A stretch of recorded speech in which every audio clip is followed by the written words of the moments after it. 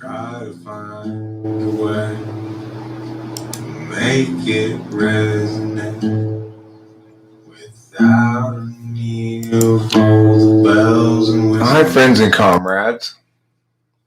Hi, comrades and friends.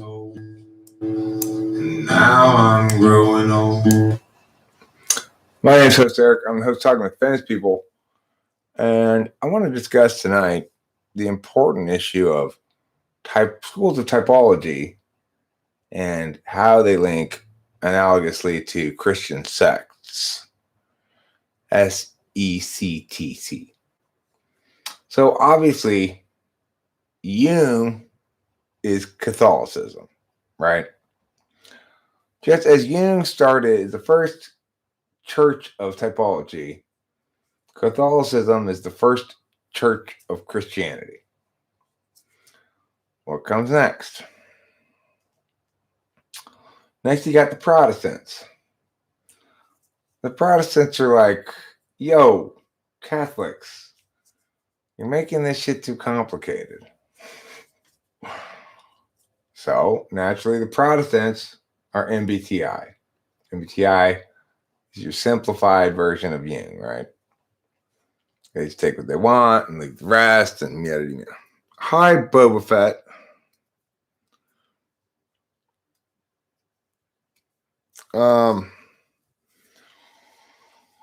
Then you got socionics. Socionics are kind of like,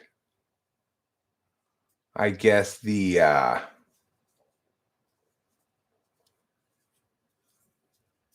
Lutherans, maybe. Maybe like the maybe MBTI is like the Lutherans, okay? So that makes socionics like I think socionics is like the Church of England, maybe. Socionics is like the Church of England. It's like, hey, let's take a really practical-minded, empirics kind of approach to religion. What do we want the religion to do? Okay, well, that's what we believe then. It's kind of the Church of England, socionics. Okay, so Vaultology is like Mormonism. It's linked to Christianity in name only, right? It's maybe the Church of Jesus Christ of Latter-day Saints, but really it's focused on the Latter-day Saints a lot more than Jesus.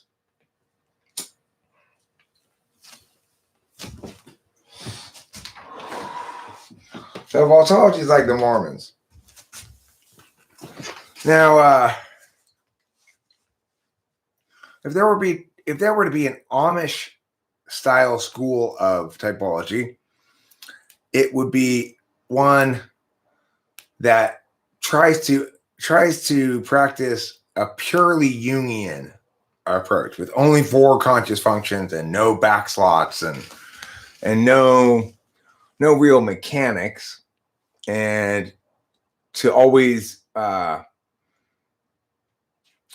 justify or engage with the matter via Jung's text.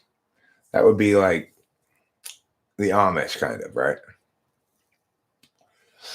If you were talking about like the Quakers,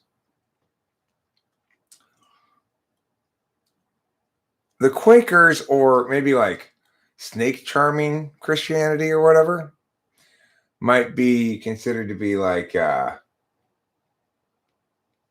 Superpowers, just like a bunch of intellect theater instead of a bunch of Christianity theater rather than Christianity itself. Maybe Southern Baptist or something, or like Benny Hinn, like and the power and the glory and the Lord above Almighty, you are healed. Octavio Silva, you're streaming a lot. You're streaming a lot of words at me lately in your finger wagging tone of despair. I mean, dismay, not despair, dismay. I feel the dismay oozing from your pores. Eric, you're streaming too much. Stop it, you're saying. Like, stop harshing my mellow, Octavio Silva.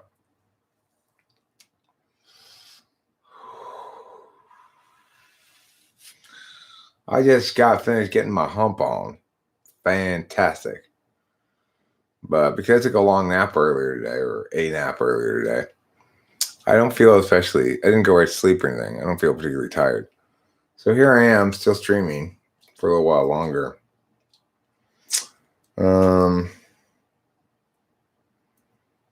You know, it's a really great show, Octavia Silva, if you haven't seen it. Do Rah Rah Rah, also called DRRR. Do Rah Rah Rah. It's fantastic. Really, really cleverly done. Really smart. Incredibly smart. It's a very NI. It's very NI in its well, like I said, I can't find Baccano. It's very NI in its construction because of the way that it deals with time in a non-linear fashion that also doesn't include many flashbacks or backwards workings in time. It never really feels like you're not making progress forward in time, even though you'll keep running across the same event and realize, oh, that's where this was placed in time or something like that. It's really neatly done. I don't want to watch it on your illegal streams channel. Oh, that's right. There's something I really want to watch. But I'll try to. Okay, if it's really that great, I'll watch it on your illegal streams channel. The other thing is, well, because I might get a virus or something. I don't know. I'm pretty good about computer security and stuff, but not perfect. What I really want to watch right now, I'm interested in figuring out where I can watch it, and in fact, I'll Google it right now. And I'm really interested in watching Mr. Show. Where can I stream Mr. Show?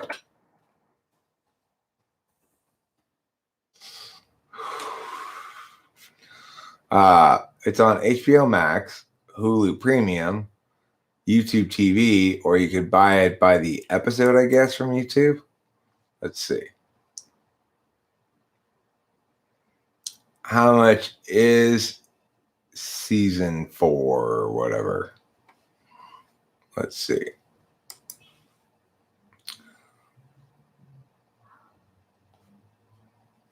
Season 4.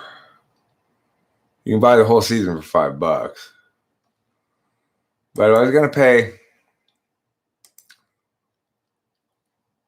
$5 for season 1, $5 for season 2,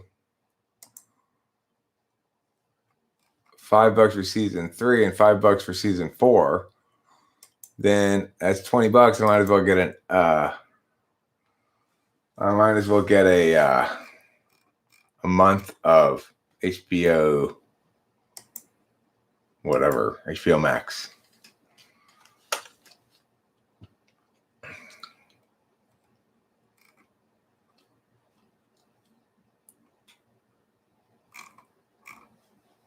Oh, fuck it. I'm going to buy season 4 right now.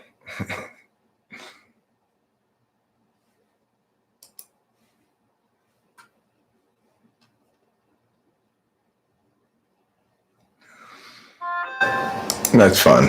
I don't want to watch it right now, though. I didn't say I wanted to watch it right now. I said I was going to buy it right now. Okay.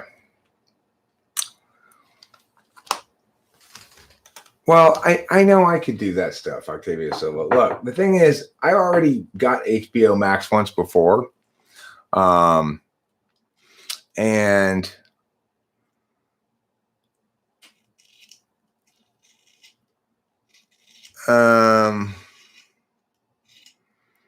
I got it because I wanted to watch, what was it called?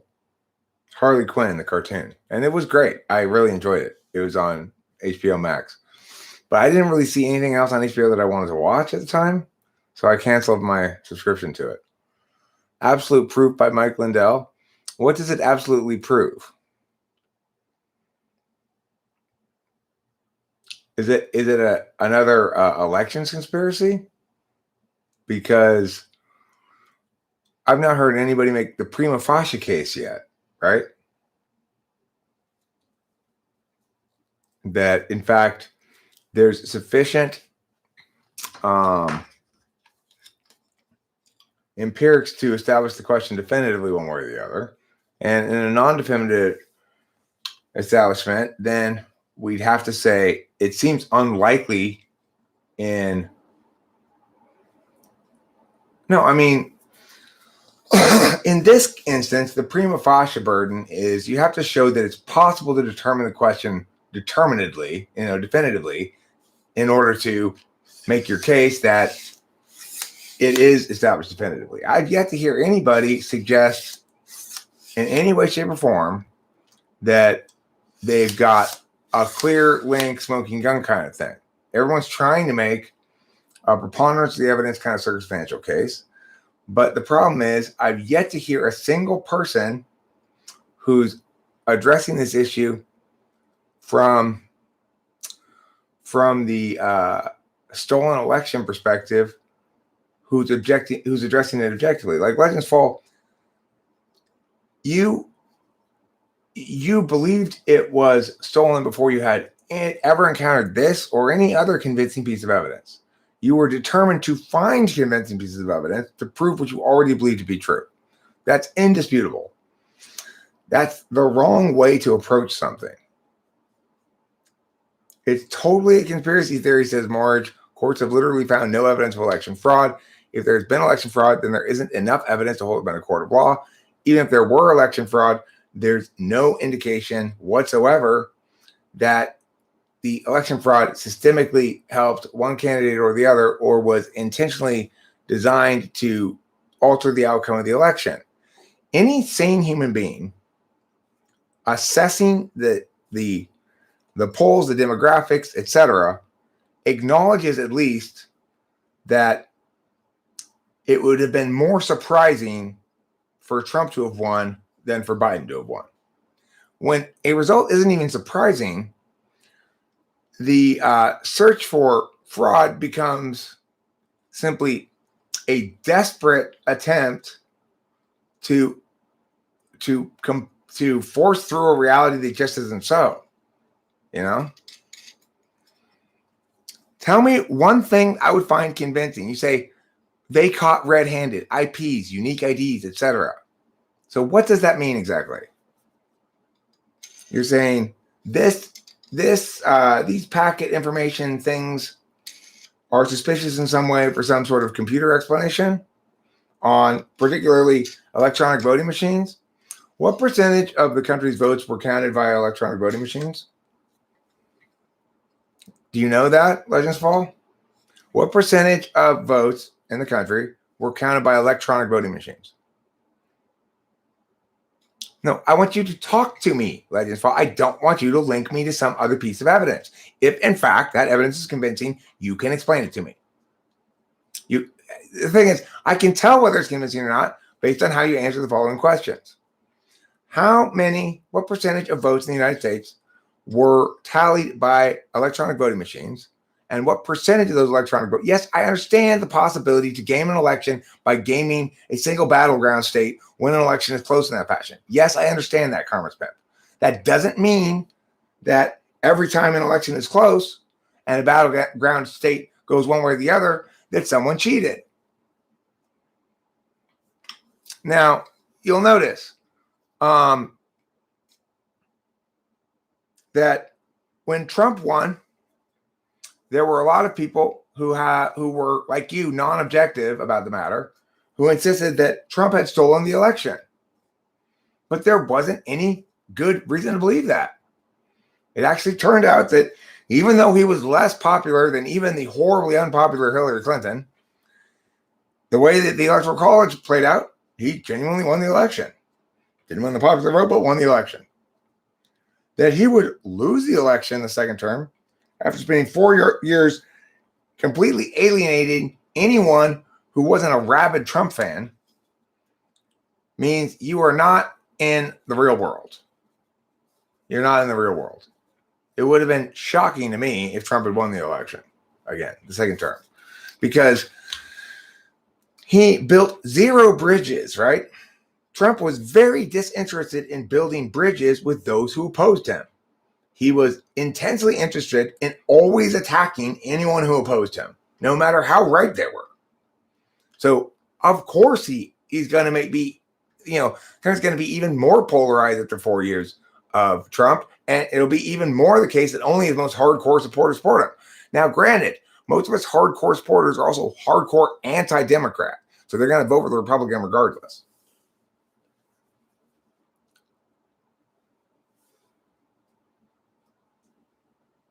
You are delusional. Every video Biden puts up gets ratioed into oblivion until they take them down.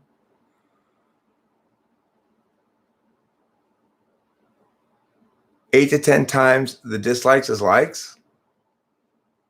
Well, sure, of course. Nobody likes Biden. And people like you are going to dislike anything he does or says because you're going to see him as a symbol of a stolen election. The more rabid the wrong person is, the more desperate they are to do something to cling to their wrongness. Nobody's a Biden fan. There are no Biden fans. It's not like Biden won the election. Trump lost it fair and square. He lost it by shitting on more than half the population of the country for the past 4 years continually. Why would that surprise you that he lost?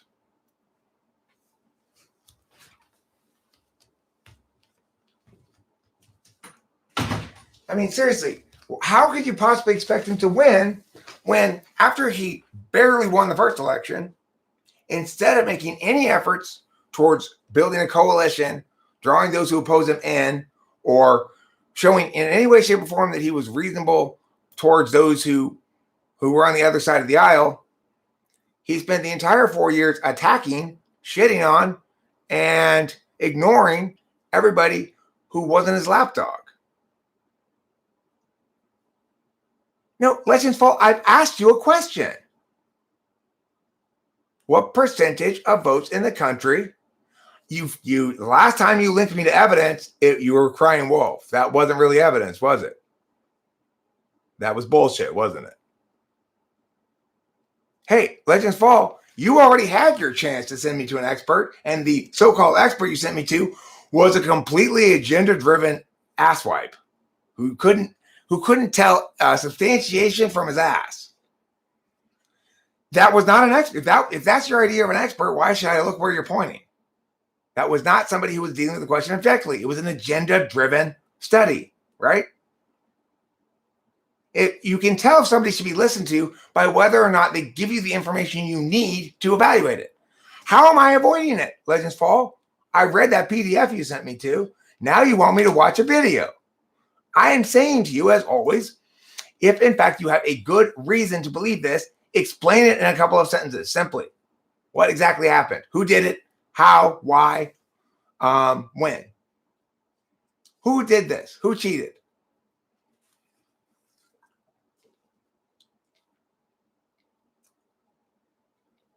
You cheated. You did this. Okay. Well, if you're admitting that you gamed the election, then fine. If you, in fact, have good reason to believe that the election was stolen, who stole the election? Who was responsible for the election stealing? Who are the people who executed the actions of corrupting this election?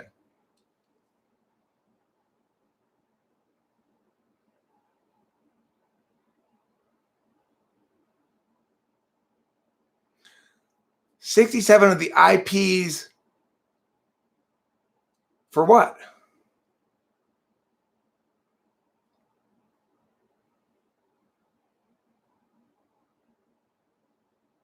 I mean, remember, an American citizen goes to a voting machine and enters their vote. What you're saying is the vote that they actually entered was changed. They got hacked and they flipped the vote, right? So voting machines are not connected to the internet normally, right? Okay, but you are aware, right, that voting machines during their normal operation are not connected to the internet. They connect to the internet when they have to send their results, perhaps, but they're okay, well, let me see this thing. I guess it's worth looking at just so I can explain to you why. But Legends Fall, did you learn anything from the last piece of evidence you sent me? And what was wrong with it? Did you learn what to look for that indicates you should ignore something that's bullshit? You're not expressing to me anything that suggests you took away knowledge from the last time you sent me a so-called expert with so-called proof. And it turned out to be just bullshit, right? Did you learn anything from that? Okay, what's this documentary called again? What is this documentary called? Absolute Proof by Mike Lindell. Okay.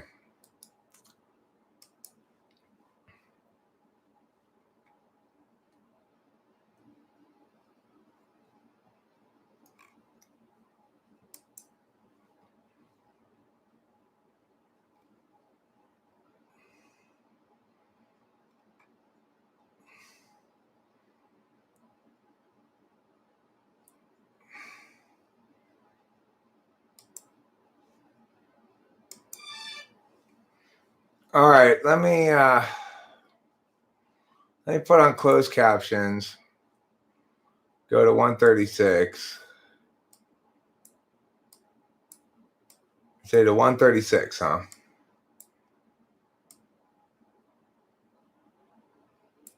Okay. So here's what it says. Why did so many elected, I'm at 135 right now. Why did so many elected officials in Michigan refuse to look at the evidence that was presented? They did it out of fear, or time and time again say that they haven't seen any evidence, right, of voter fraud or vote interference, right? And you combine that with what we've learned about the interview Dana Nessel gave on November 21st, telling elected officials they'd be charged criminally, right? And I say this right now, everything that Dana Nessel has done in terms of threatening me and threatening state legislatures violates the Michigan rules of professional conduct, and she should resign immediately. It demonstrates that she's not fit for office. Well, there's many like her. We know that this is going to reveal all the evil in our country, all the criminals in the country, all the ones that tried to suppress this, and this is from social media, like Jack Dorsey, like Mark Zuckerberg. Well, everyone, this at the moment you've all been waiting for, you're going to see that is 100% proof that we had upon our country the biggest cyber attack in history. And I'm going to bring on Mary Fanning to explain how it all happened and show you the 100% proof. Mary, thanks for coming on. Thanks, Mike. This is Mary Fanning, national intelligence researcher and author, and cyber expert explains some of the things that happened in the election, some of the election fraud. But what we are seeing here, if you look at this chart, is that there were cybersecurity experts who began collecting information on November 1st. And so this was before, during, and after the election. They were collecting documentation. In fact, they collected terabytes of information that document the election fraud and the foreign intrusion into our election that was collected as in the United States, it was collected in real time. All right. So if you go to the chart, what you will see is the documentation of foreign interference in the election. The first column, you look at the chart that shows that on 11/5/2020 at 7:43 and 38 seconds, we had a foreign intrusion, and it shows the IP address, the internet protocol address, that is the number of that protocol address of the hacker that entered into our election. The second column is the owner of the source of that IP address. It shows the China net in Beijing. entered the election. It shows an ID that is the unique address of a computer that shows the exact computer using that IP source that entered into our election. The next is the target. That's the IP target. That's the internet protocol address of the target. All right. That's the Michigan. Target entry point owner, Emmett County. In this case, it shows that it's Michigan. We're in Michigan.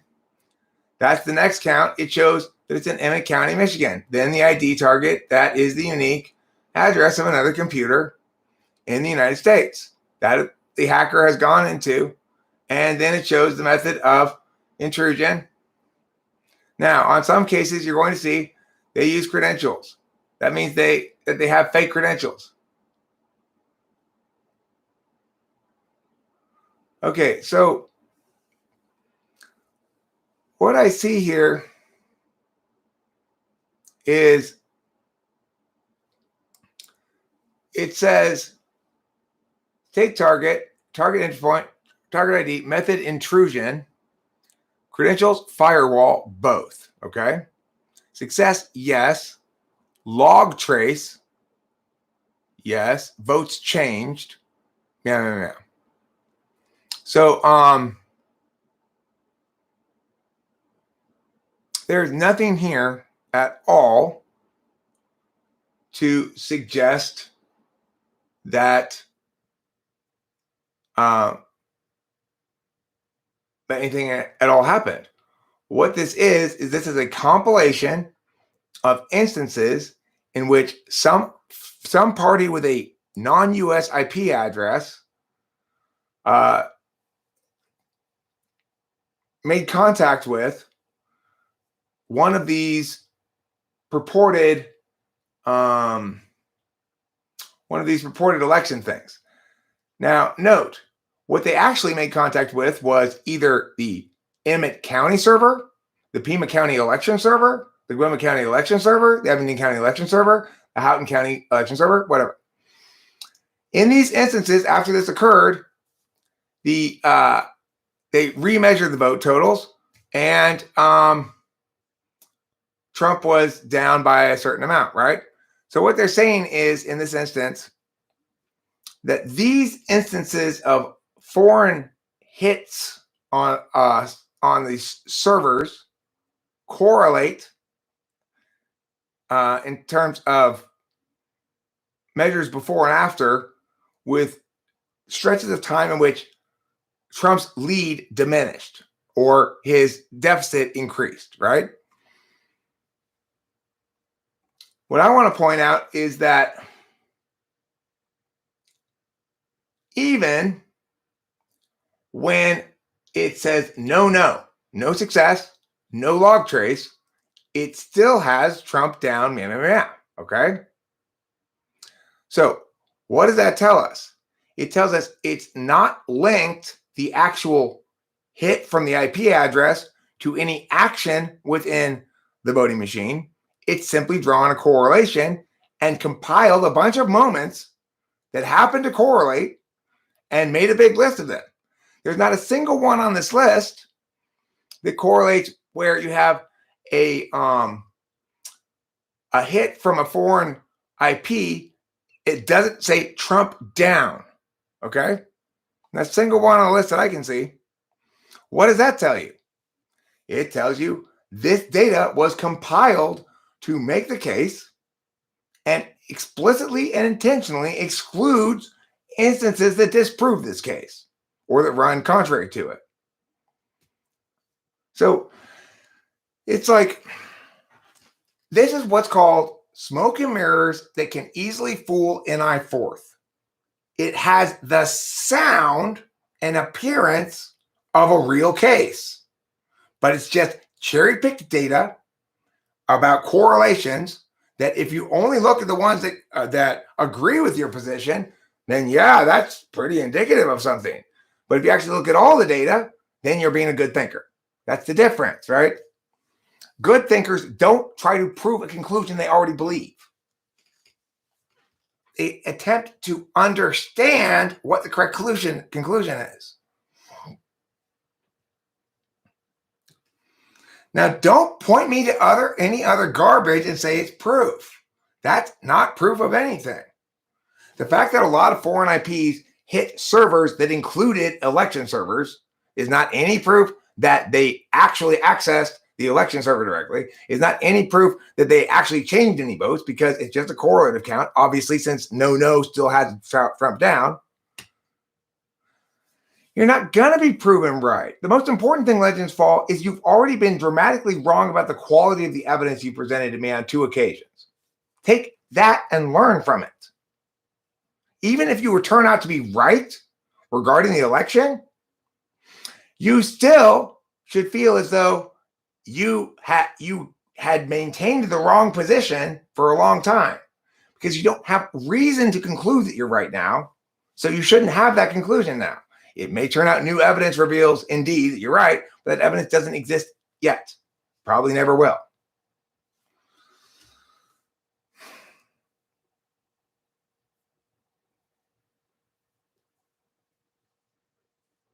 I mean, this is the craziest thing I've ever seen. It's like, of all the elections, like, what made Trump insisted the election was stolen well before any of this evidence came out and was parsed. Correct? Do we all agree with that? That when Trump insisted that the election was stolen from him, he literally had no good reason to believe that at all. He had nothing, right? He was claiming it was stolen before the election even started.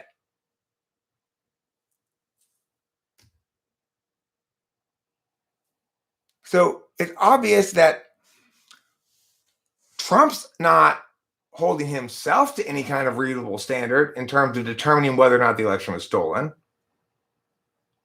The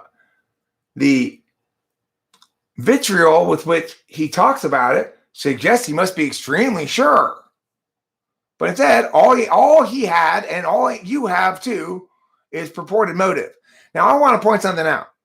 If in fact foreign powers stole this election, they would definitely have stolen it for Trump. Foreign powers who oppose the United States love Trump. Russia got Trump elected last time. There's no way China, Russia, or anybody else would prefer to have Biden win the election over Trump.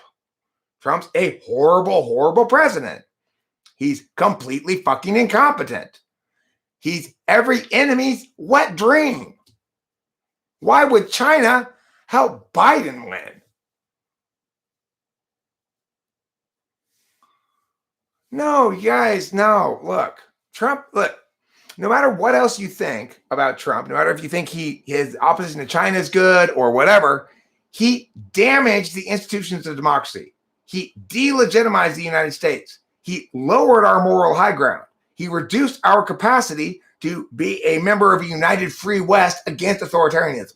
He empowered authoritarianism at every turn.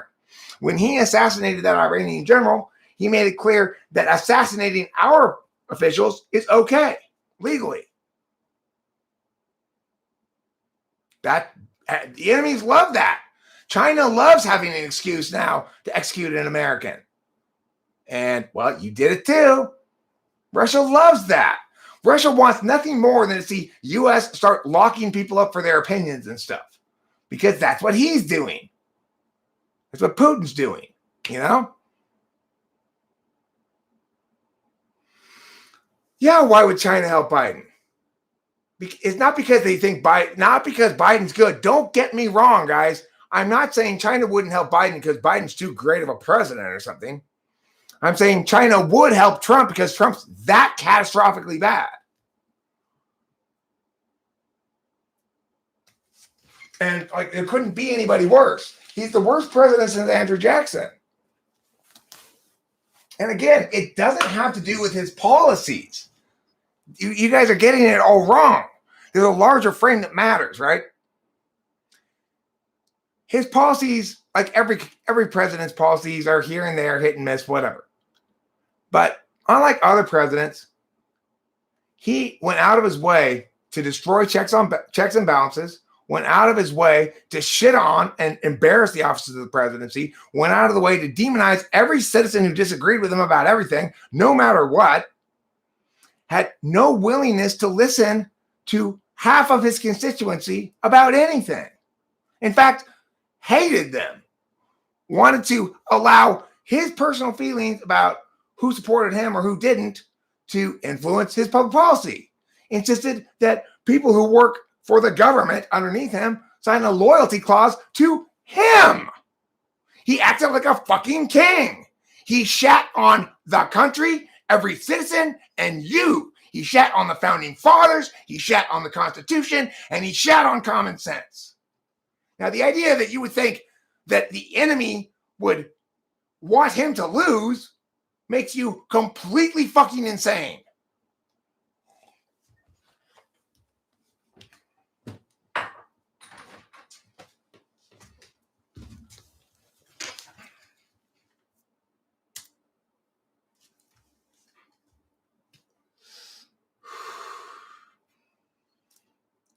I mean, you're definitely not going to get an apology, because even if you were proved right eventually, in other words, some new piece of data comes out and you were proved right, I still maintain my position that you are thinking very poorly to affirm this position now, pending that information. Because with the current information we have, it's not the justified position to hold. You should affirm the opposite or negate this position, one of the two. Well, right, as far as you know, too. That's the point. As far as any of us know, the correct position to hold is that the election wasn't stolen, pending genuine reason to believe otherwise. Not desperate attempts by people who already had their minds made up before even Trump lost the election that if he lost it, it was going to be stolen. Even though he won last time while losing the popular vote.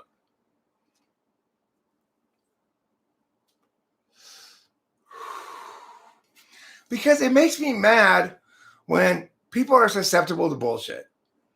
You know, especially people with good TI like Legends Fall. It's the dangers of weak NI, you know? Looking for a conspiracy or something because you don't recognize, because you're FI polar, that it's your feelings that are driving this.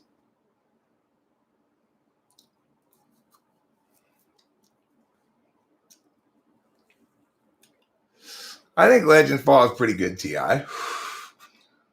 I find him to have generally pretty good TI and pretty terrible NI, you know? He doesn't seem TI polar to me. I mean, maybe in this moment, you might say, you know, his commitment to this interpretation is weak, but it's NI weak, not TI weak. My friend Taylor has the same fucking position. He's in ESTP too. He's a very smart guy, good TI.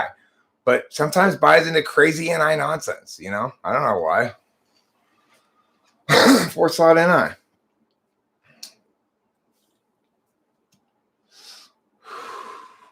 I mean, note, it's like there are plenty of examples where I do agree with the unpopular opinion.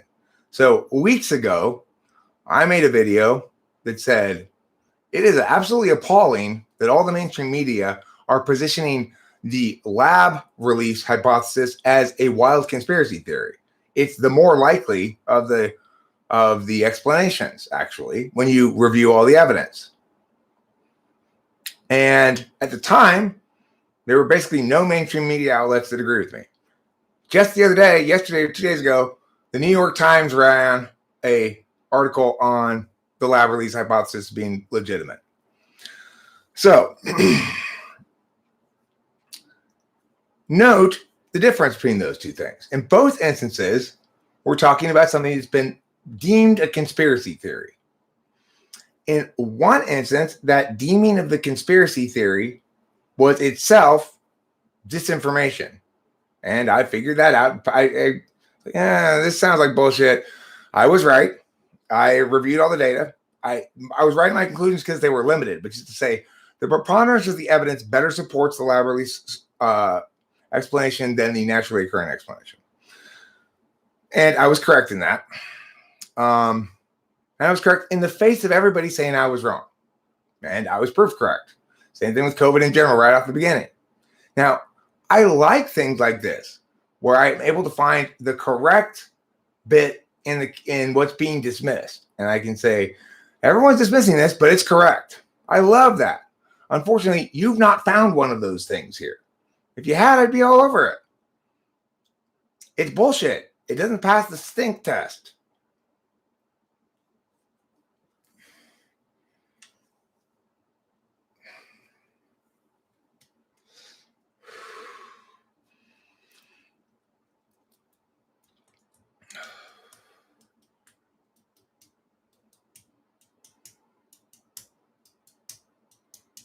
What are we talking about? What was the title of this video?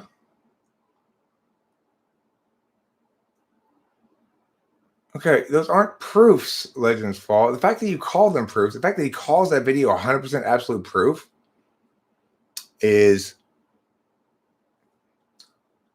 indication right there that he's not interested in dealing with the subject objectively. Remember how when I was super right, okay, Legends Fall again, showing me a bunch of IP logs that show that foreign IP addresses hit given servers at certain times, and then having those certain times correlate with falling Trump numbers is not an indication of anything except they've cherry-picked a bunch of instances where that's the case. Or that during a period of time, Trump's numbers were falling. A variety of IP addresses hit that server, some of them domestic, some of them international, for a variety of reasons. Probably that server has on it some sort of press release thing. It could have been hitting that. I'm not going to watch it. You see, Legends Fall, the thing is, no, I'm not. No, that's not how it fucking works, okay? That's not how it fucking works. You want me to watch this video to be convinced of some sort of conspiracy thing. You need to give me something that's juicy enough to make me believe that you might be right. You haven't given me anything, and you've had 2 attempts now. And you're saying I need to watch more? There's not enough juiciness here to suggest that there's anything worth looking at, right? In other words, if you genuinely have proof that the election was stolen, it should be right up front. It should be one specific thing. What they have are a bunch of arguments derived by cherry-picking pieces of data to support a circumstantial case that ignores all countervailing evidence. That's what the fuck they're doing. I know what they're doing. So it doesn't matter how convincing a case they make, because they're not trying to help me figure out what the truth is. They're trying to convince me that they've figured out what the truth is. They're never going to convince me that way. Legends Fall, I looked at the section you wanted me to look at and looked at the evidence they presented, which are IP logs, right?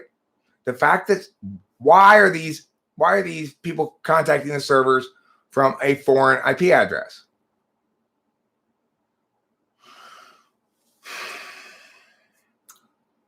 Legends Fall, have you ever heard of a VPN? And additionally, okay, then tell me the key bombshell. Just tell it to me. Stop trying to make me find it myself. You're the teacher here. You're teaching me. Tell me the bombshell.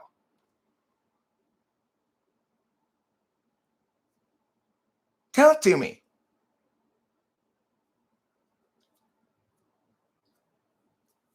You're like, I found the proof right here. Oh, what is it? It's in that square over there. Go dig. Just tell me what it is. Oh, I can't explain it.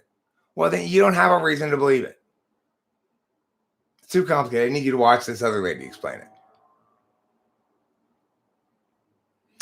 Okay, those people who put that video together are clearly not people who are interested in making an objective calculus regarding the integrity of elections in general. They are people who came together to put together a case that this particular election was stolen because Trump lost, not because they were prompted to look into it by a bunch of fishy stuff. They found a bunch of fishy stuff because they were looking for a bunch of fishy stuff because they'd already decided it was stolen before they found any evidence.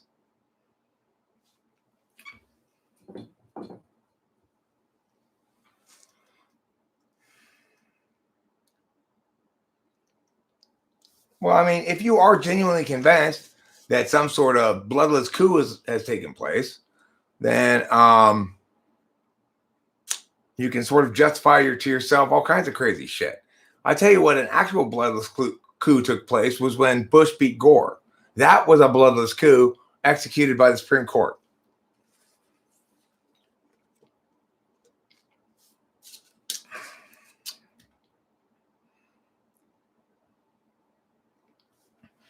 No, what I don't like to be, but Octavia, so it's not that I don't like to be told to go do things.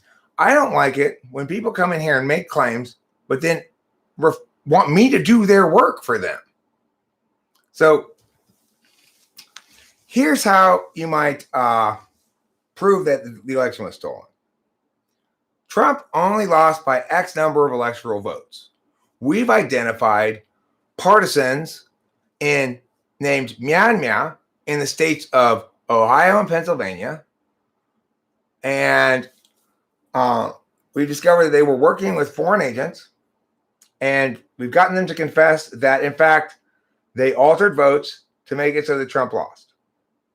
And here's their confession. Here's who they are. Here's how they did it. That's proof that the election was stolen. That's proof. And notice it didn't take me long to explain it. And that the electoral college vote difference based on those two individuals' acts changed the results of the election. That's proof. Notice how quick it was, how quick and easy it was to explain. Notice how it didn't take a 3-hour-long video of a bunch of hints, suppositions, and assumptions before at an hour and 36 minutes, it gets to the purported absolute proof, which is just an interpretation of a bunch of cherry-picked IP address data.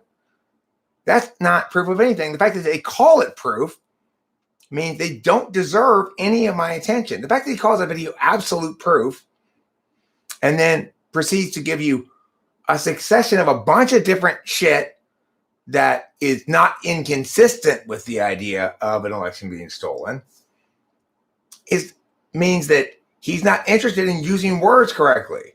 That's not absolute proof of anything. I just exemplified what it would sound like if you had absolute proof. Obviously, like anybody, I'm concerned a little bit about these electronic voting machines. And the number, again, legends fall. Again, don't tell me to do your work. If you want to convince me this is true, then you come in here with the arguments that are convincing.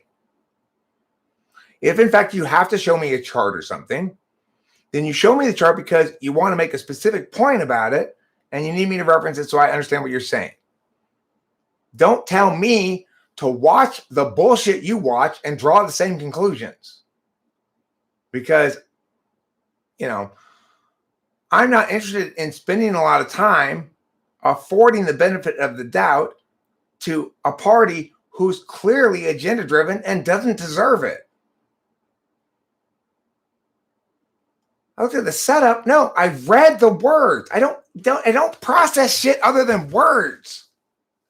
Legends Fall. Are you saying that I dismissed it because I thought it didn't look a professional or something? No. I mean, all you have to do is watch how they speak to know that they are not interested in doing good discursive work, that they are agenda-driven. Like, look, the lady who initially who pushed hard for the lab release hypothesis, I was the one who kind of initially got interest in the lab release hypothesis. But when I actually reviewed her data, it was very clear I couldn't trust a fucking word this woman said because she had an obvious agenda and she was not interested in looking at the evidence that didn't agree with her. Just trying to make her case, right? Now, it turned out she was right. But it turned out I was right to stop reading her paper after a couple of minutes because I realized what bullshit it was. It was bullshit because she's attempting intentionally to deny me the countervailing evidence that I might need to make my own decision She's saying, here's the conclusion I've drawn, the interpretation I've made, and I'm going to try to prove that rather than an interpretation that I made, that it is indisputably true.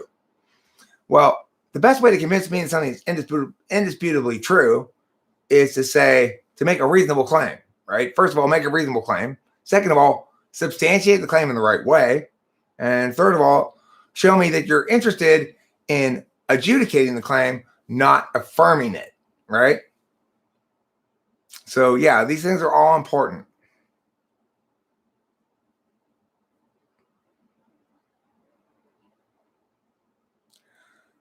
So legends fall. Again, you put the burden on the wrong person here. I'm willing to hear from you something compelling enough to make me want to go spend some more time looking into it. I've yet to hear that. You had lots of opportunities to present me with something. Now, I mean, words from you, remember? I'm waiting to hear words from you that are compelling enough of an indication that there is something I should look into to make me want to look into it. If you can't even entice me to look into it further with something that's sort of convincing, some explanation, some words that make me go, that is hard to explain away, or something like that, then, I mean, you're not doing your job. You're not doing the basic legwork you have to do. Just like, I mean, if you,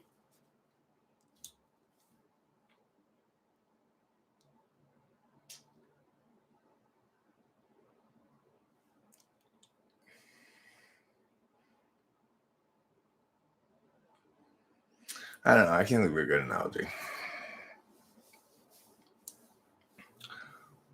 So, right, it's like that lady was right about the lab release, probably, but she was completely wrong because her claims weren't qualified at all. They weren't the claims of somebody who cares about the truth, who cares about representing the strength of their own case accurately, right?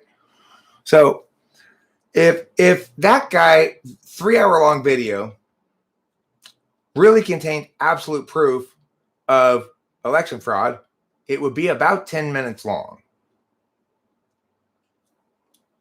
because it would be a bombshell, right? It would stand by itself. It would just be like, that's pretty convincing.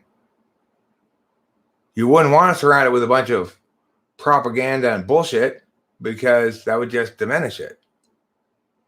You wouldn't save it till an hour and a half into the video, for God's sake. What's that on my wrist? A watch? Or hair? One of the two. What's that on my fist? Poo. I've been fisting people.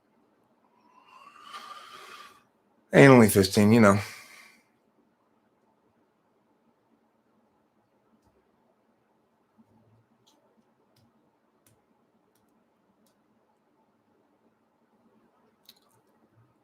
Why must it be the case that Biden had a group of hardcore supporters?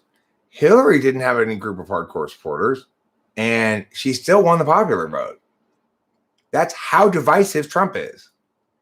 It is very much conceivable that Biden being won simply by people feeling tepid about him. Like nobody really loves him, nobody really hates him.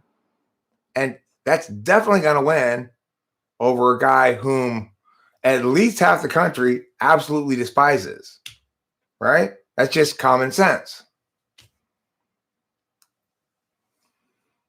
Oh, I see. They tried to steal it for Hillary too. He broke their algorithms by a huge turnout.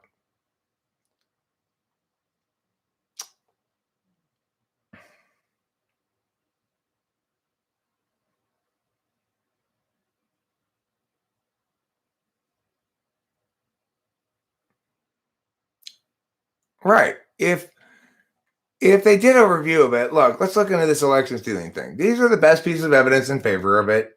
These are the reasons why we should doubt it. Preponderance of evidence suggests a low % chance of election stealing, but some % chance. Then those people are doing honest intellectual work. if they're saying, here are the possible ways we can interpret this IP data besides it meaning the election was stolen. And here's maybe why we should think the election stealing is a somewhat more likely possibility than we might otherwise. Okay, fine. But I mean, what are the other possible explanations?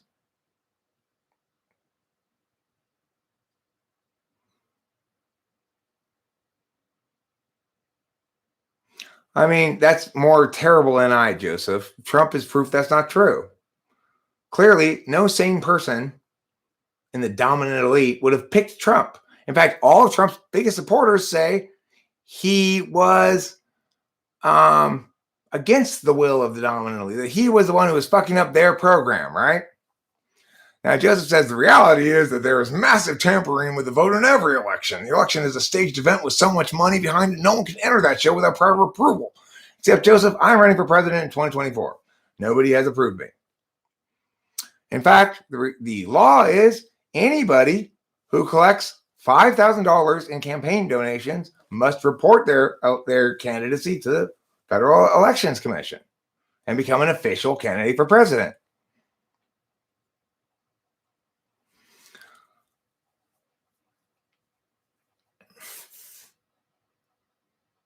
No, it's an indication that, first of all, remember, let's use correct language. So a number of the IPs that pinged these election servers were from foreign IP addresses. That's a correct use of language. If you are agenda-based and trying to poison the well, you'll say, so a concentration of IP attacks. That's not what happened. That's not what happened. So it's like, because you choose to phrase during the election, a number of IP addresses that are foreign IP addresses pinged various election servers. That's using language correctly. If you want to poison the well, in other words, try to convince people without actually making arguments, you'll call that a concentration of IP attacks. Begging the question, of course, the question is, were they really foreign hacks on the U.S. election? I mean, the most important question I would ask, and this is the critical one, that it would be almost impossible for you to answer. If, in fact, foreign powers stole this election and they're our enemies, then Trump would have won. Our enemies want Trump to win. They don't want, I mean, we know that Putin wanted Trump to win, right? We know that for sure. The Russians did help Trump win that election. I don't accuse Trump of stealing the election. I do say Russian interference helped Trump to win. I don't think that invalidates the election. If you want to talk about a good case for an election being stolen, Trump's win presents you with a much better set of evidence in favor of that proposition than Biden's does. And yet still, you're focused on this one. That proves you don't care about the truth. You're a rabid partisan fool. That's it.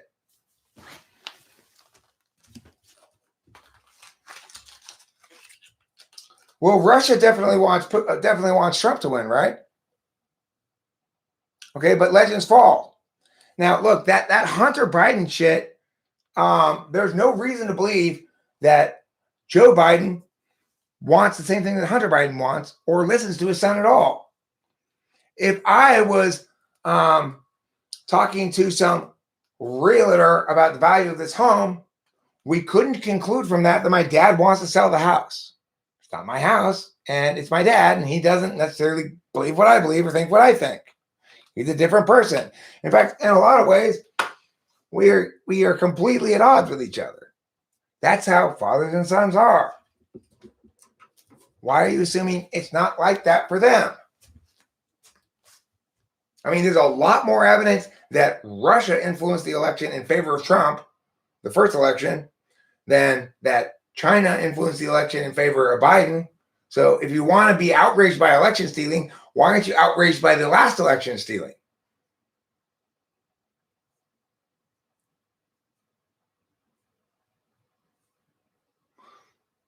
I mean, so if they didn't attack voting machines, do you know that, Legends Fall?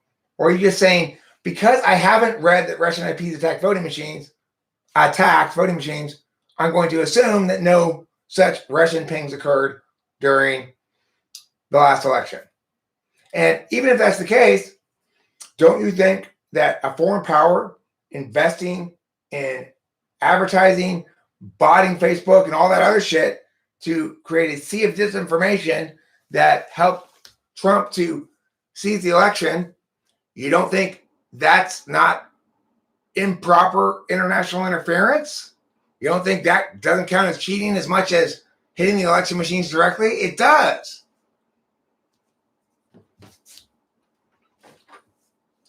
Why? Because they're not constituents. They don't have the U.S. interests in mind. They have their own interests in mind, and they're pretending to be voices. They're attempting to persuade about what's in the U.S. interest. It's unacceptable. Now, you say Biden's in China's pocket. In what regard? What is it you think that China's going to get from a Biden presidency? Remembering that Biden has dementia.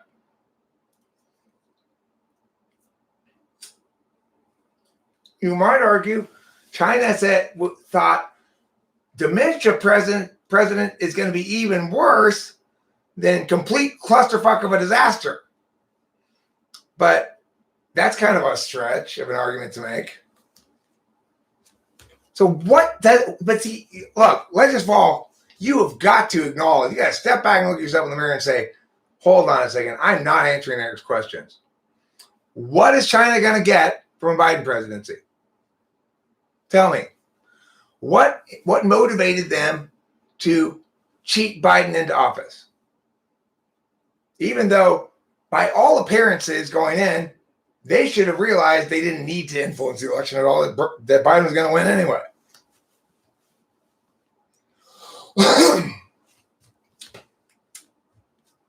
So you mean you believe that Biden is a traitor who will obey Chinese masters?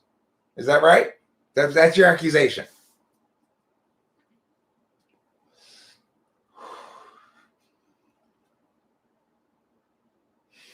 I want to make a point. When I'm president, I will have received donations from various places. He's compromised how, Legends Fall?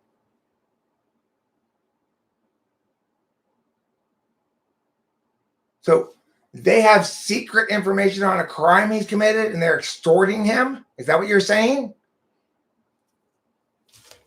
That's your claim? That Biden is a traitor who will betray his country because China has the goods on him and they will extort him with this information. They threaten to dox him or something. So what is the crime? What's the information they have? And if they haven't released it yet, how in the world do you know it?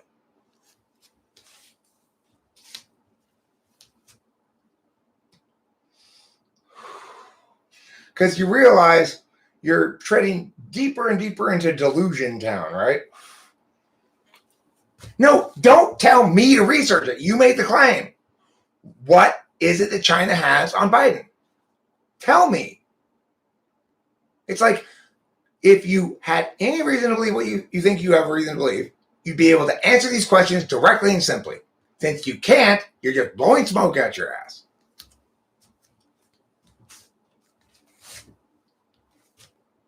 And you tell me to do your work. Listen, I know maggots just spontaneously generate from meat. Well, how? Well, you got to read this article. Well, you know it, so tell me how. No, you're trying to convince me I should research it. In order to convince me I should research it, you need to show me that you actually have a reason to believe what you believe. That's worth anything at all. Otherwise, I'm not going to waste my time researching it. I can research infinite number of crazy nonsense ideas. I would rather not waste my time doing that. So show me that you know enough that I shouldn't just dismiss you as completely delusional. So what is it that China has on Biden? Answer the question. What crime did Biden commit that China has the goods on him about that they haven't released that information yet? What is it? Be specific. Because you made the claim that they have the goods on him, some secret information, and that he will obey what they want because of that extortion. So what is that information they have?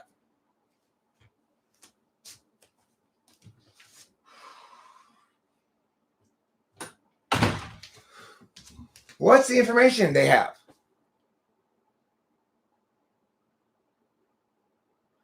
No, it's both of our presidents, whether we voted for him or not. Why? Because he won the election. If you are claiming that he's a criminal and that China has proof of this, what crime did he commit that China has proof of? Answer that question. You made the claim. If you don't know what crime he committed or what information China has, then you should never, ever, ever have dreamed of making the claim. That's just a shameful failure.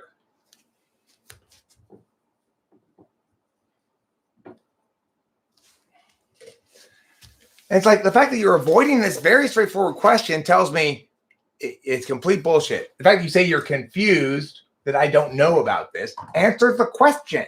What crime did Biden commit that China knows secrets about that they will reveal if Biden doesn't obey them, that is so powerful that it will convince Biden to be a traitor and put China's interests first?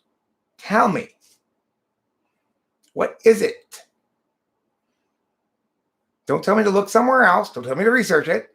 Answer the question. You made the claim.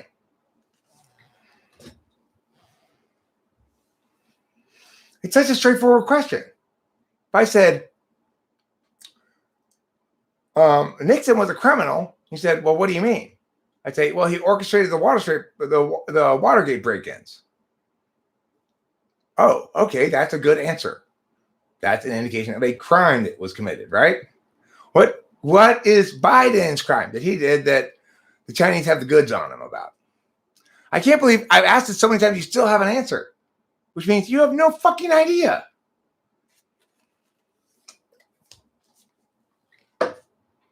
And yet you still want to believe it for some reason.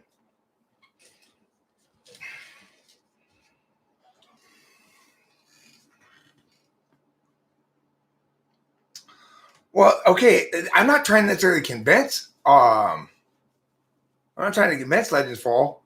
He's incurring the naturally occurring shame that comes for making stupid delusional claims.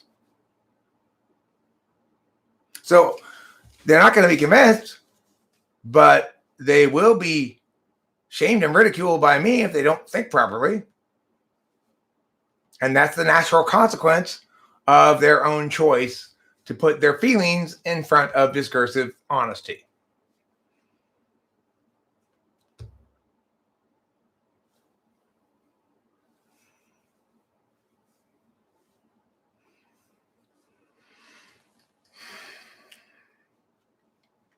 The one thing that China does not want to happen is for me to be elected president in 2024, because I have a clear position on Chinese imperialism and a clear determination to check it without starting any military conflicts, and to expose them for what they are and to require of them to justify on the same metrics that the rest of the West has to justify on.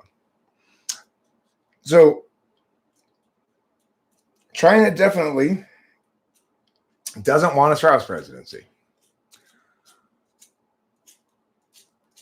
If I lose, I'm going to assume I lost fair and square. But if somebody comes to me with very compelling evidence that there was election stealing going on, well, I might be convinced of it. But note, we can tell whether a person is sane or not by, or should, whether a person is worth any of our attention or not by when they make the claim in part. Trump claimed the election was stolen before he could possibly have had any evidence about it. Right? So we know that regardless of what that man says, it shouldn't ever motivate us to look into anything further because he's not concluding what he concludes based on any evidence. Trump was right about COVID. It was a hunch.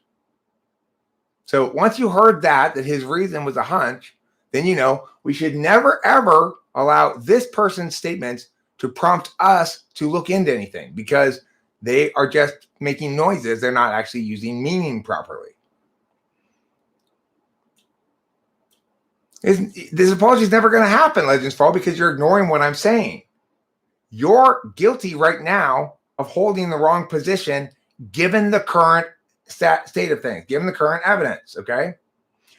I'm not saying it's impossible you be proved right by new evidence eventually. I'm saying any reasonable person who's choosing to prioritize truth concludes, as I have, that definitely this election was not stolen. Now, there's a small percent chance I'm wrong, but definitely there's no voice currently speaking that's done a genuine disinterested calculus on the matter that has concluded that the election was stolen. Everybody who's presenting data on the matter has not done a genuinely disinterested calculus on it. So it means anytime I look at their evidence, it's just more work for me. Then I got to look at the real evidence. I got to do all my own research on the matter, right? Because I can't trust that. Okay, so Legends Fall, I mean, you're losing more and more respect for me. Because the fact is, Legends Fall, given that your inability to answer all the questions I've asked tonight, you do not have a reason to believe the election was stolen, but yet you believe it anyway. Your hunch may prove to be correct. That doesn't excuse you for being wrong now. The correct position now is to hold that the election was not stolen. Even if it turns out new evidence revealed it was stolen, you still are not holding the correct position now. Okay? That we should both agree on that at least.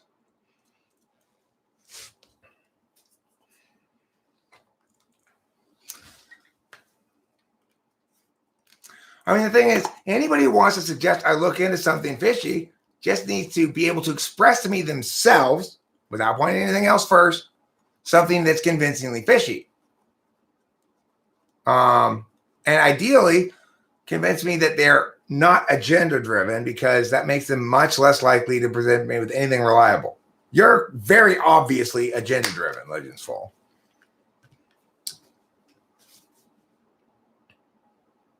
It really didn't matter. No matter what, if Trump lost this election, you were going to believe it was stolen, and you were going to believe any evidence that anybody dug up that was consistent with that thesis. That's the truth, Legends Fall. When did you start claiming the election was stolen? Before you saw that video, probably before you even read that PDF. You were quite sure it was stolen, right? So that means you're thinking with your feelings, not with your mind. That's a problem. This is public policy we're talking about. You have to be an adult. Don't be a child. This is childish.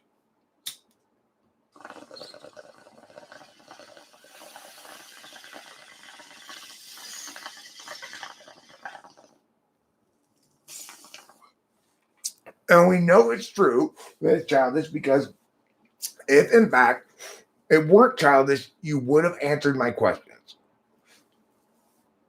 They were questions anybody who had good reason to make the claims you were making would have been able to answer. Yeah, we can talk about something else. I didn't want to talk about this. You're the one who's got a Trump fetish. Well, what is the title of this video again? Oh, Christians various typology schools as Christian sects. So, like, definitely Voltology is the Mormons, right? It's very loosely, if at all, linked to cognitive functions. Just like the Mormons call their church Church of Jesus Christ of Latter-day Saints. But really, Mormonism isn't really exactly about Jesus at all. It's kind of about Latter-day Saints mostly.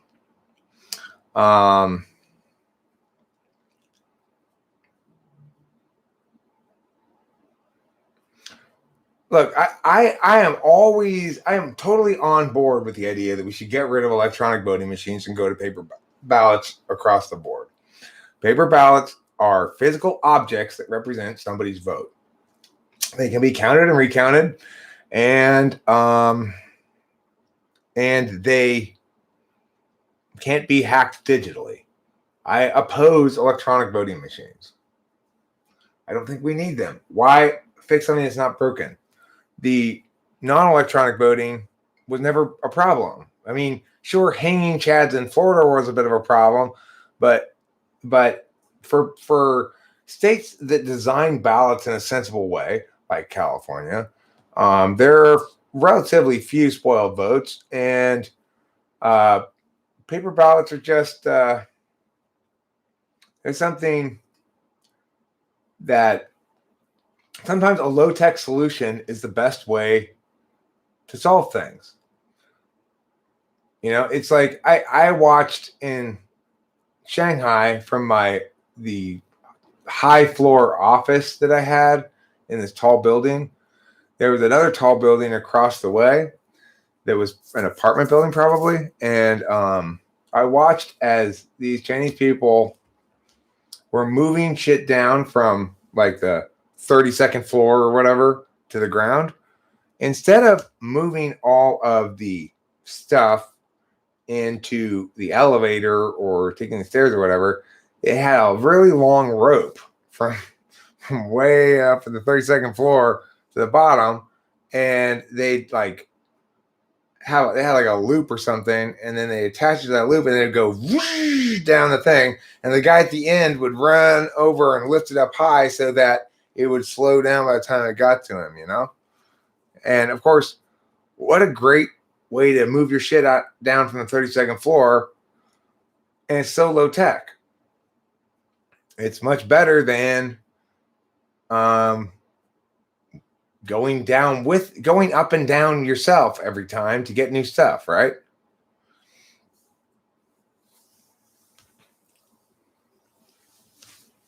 The thing is, I think it's really important for people who live in various parts of the country to remember that other parts of the country are incredibly different. So if you live in the South, probably certain states, everyone around you is going to be staunchly pro-America.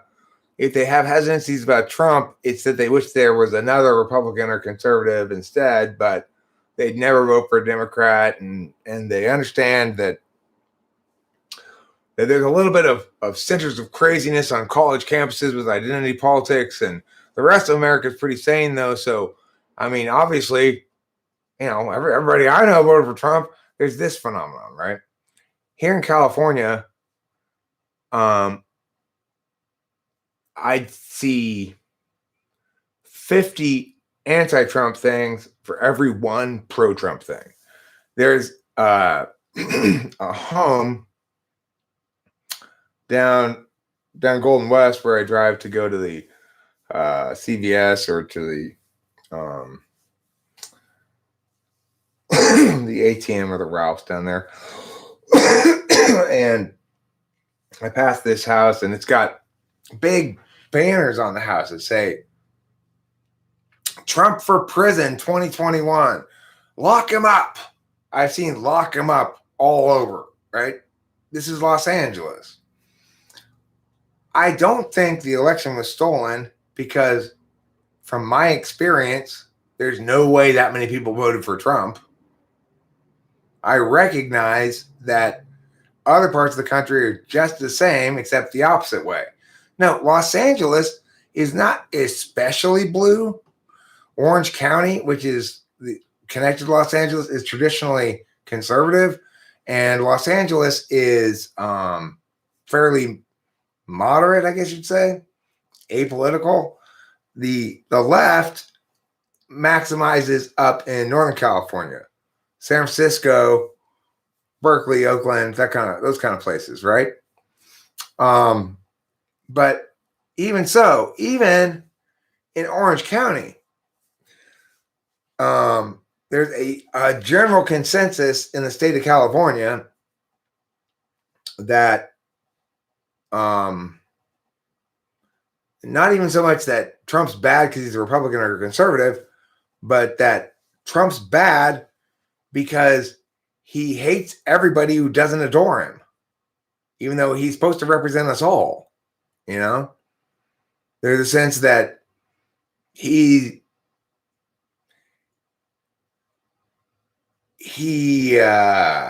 doesn't think we're real Americans. You know, he made that kind of clear. He doesn't think people who live in California are real Americans. You know, when you shit on a state as big as California, you know, you're going to lose all those electoral votes.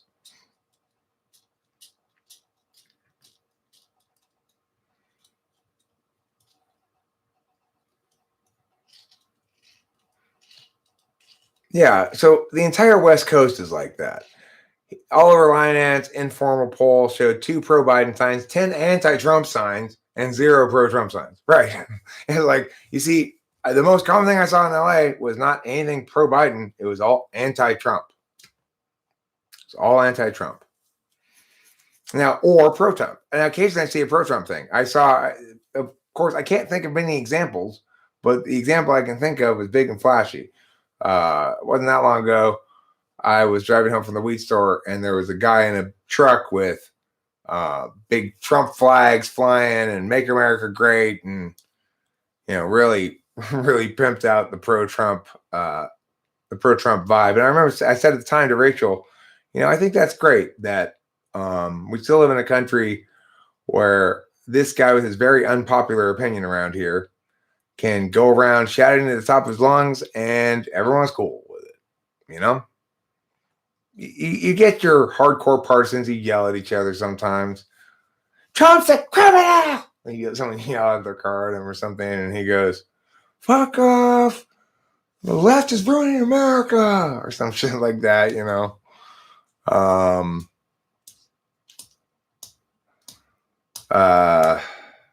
But it's great that we live in a country where even when it's as divided as it is, no one has to worry about wearing their positions on their sleeves. That free expression is still fundamentally respected. Nevertheless, if I were to extrapolate from my immediate experience, visible experience, all the areas that I go to and within, you know, reasonable driving distance of where I live, up or down the coast, even somewhat eastward, I'd see nothing but anti-Trump sentiment. If I were to extrapolate from that, I conclude this election, Trump must have cheated. There's no way he got that many votes. Who voted for Trump? Nobody voted for him. Of course, that's just pretending as though my experience is everyone's experience. I know for a fact that in other parts of the country, it's the opposite way around. Well, actually, Karma's Pimp, hearing somebody say that on the last presidential video was, in fact, the catalyst that made me cut my hair. I realized, you know, well, I mean, I knew ahead this week. I mean, it was twofold. I had told myself I'm going to cut my hair before the end of the day Friday this week. Sometime this week I'm going to cut my hair because it's something I need to do is I'm ramping up this campaign launch. And this month I need to get the Eric Straps for President YouTube channel going. I have the domain name, so I need to get some I guess server space or something and put that together. And and then I wanted to, you know, start to look the part a little bit more because I'm hoping to have a formal launch of the campaign March 1st. So that's my goal. The things I need to do before I have a formal launch of the campaign include set up the website, set up the channel that's dedicated to the presidential run, and buy a suit. Those are the 3 things I need to do before I can officially launch the campaign, basically. Once those 3 things are done, I will officially launch. And from that point forward, we will I will be pushing to maximize the amount of time and attention I can get others to spend on my campaign. Namely, I think I have a clear NITE kind of path I'm planning to pursue out the gate, which is I'm going to contact a bunch of various YouTubers and ask them to interview me about my candidacy. I'm going to start with small YouTubers that are a lot smaller than me, but like maybe 100 subs that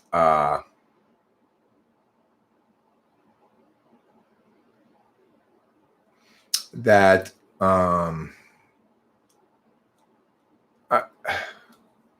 that would benefit from maybe having some of my viewers watch their channel, and so would be interested maybe in interviewing me about my campaign.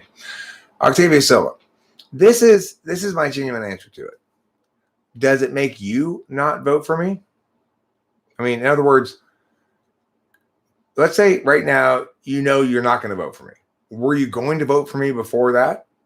Let's say right now you are going to vote for me. Why didn't that change your mind?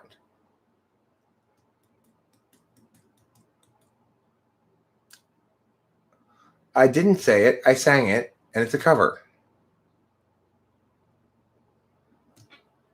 Not my word. I didn't write it. Okay, so you think that people who self-identify as Black vote on such a petty calculus as that? They don't care whether the president is competent or not. They just vote on whether he covered an NWA song. Okay, well, I mean, look, I am interested in talking to any of those people who are offended by anything I do. And I'm convinced that by the end of that conversation, they will be a supporter. But I'm not necessarily going to be able to talk to every single human being in America. But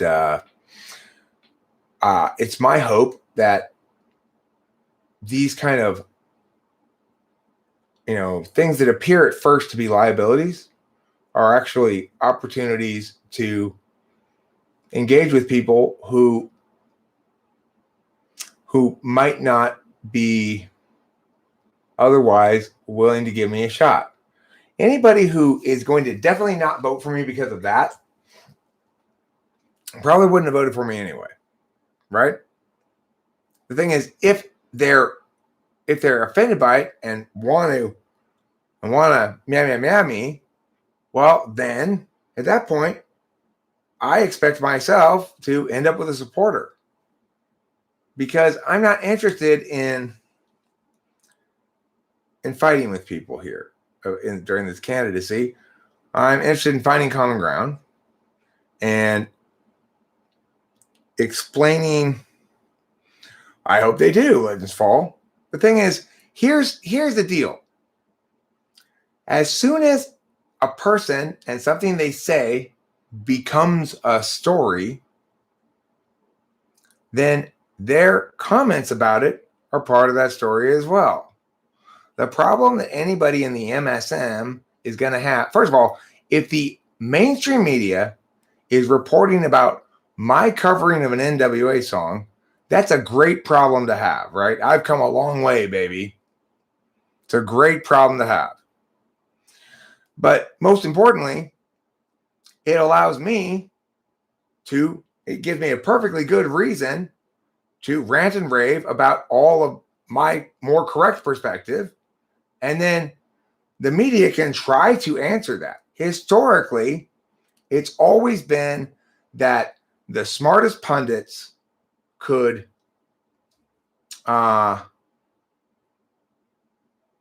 undermine the argumentation of those they critique. That's not the case here. And in fact, the smartest pundits are going to go, oh, shit, I think I really support this guy. Dumb pundits always say dumb shit. But the thing is, if you're funny and snappy enough in your response to that dumb shit, it backfires on them. Yeah, if the MSM gets a hold of me, I will win the election. I promise you that.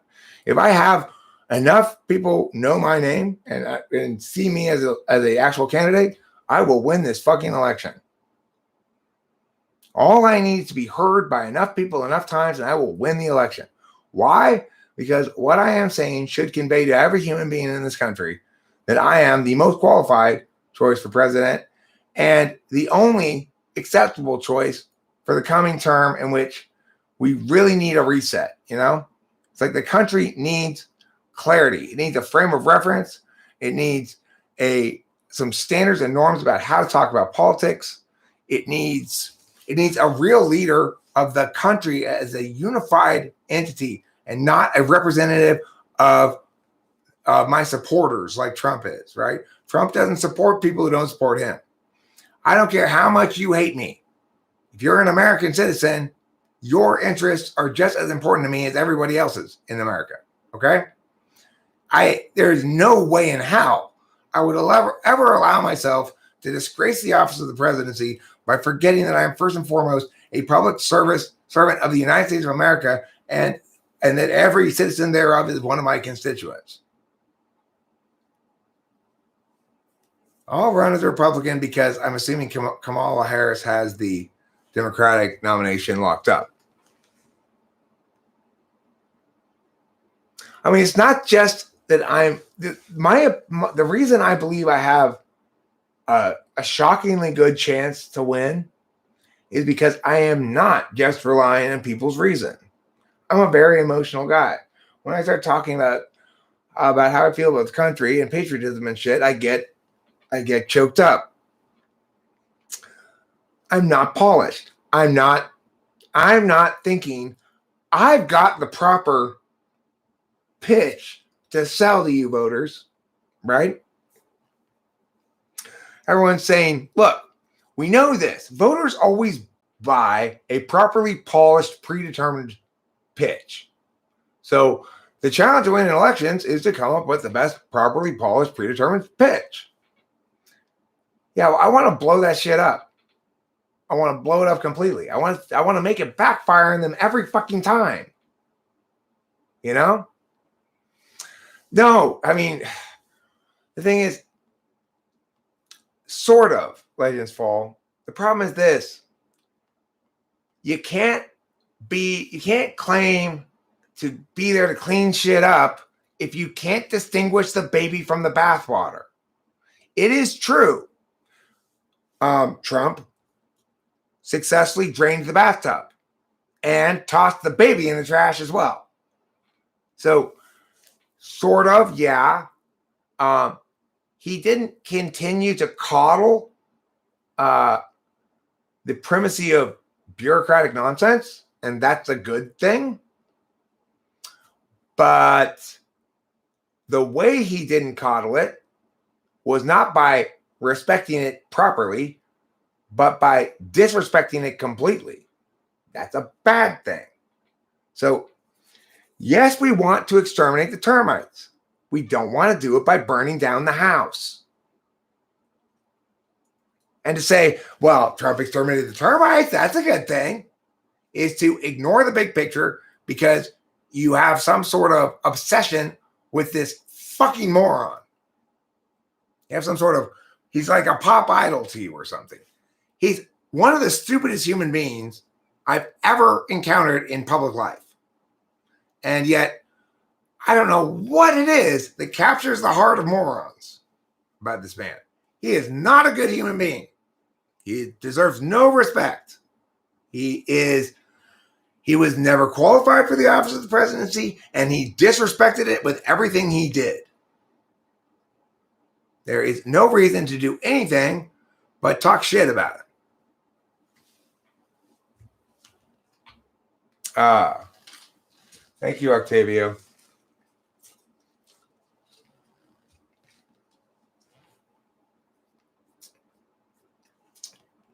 I mean, you'll be proven wrong. If in fact it turns out the election was stolen, then there will come to be evidence that proves that. which will also prove that you were wrong to believe it now, prior to that evidence. Do you see what I'm saying? I know about Trump. You're saying that new evidence is going to come out that will reveal, in fact, that the election was stolen, right? But that's what you're saying, right? So then what you're really saying is new evidence will come out to prove that I was wrong to hold this position now. Because since the new evidence hasn't come out yet, you shouldn't hold the position yet. Oh, you're totally wrong about Trump's character. He's a scumbag.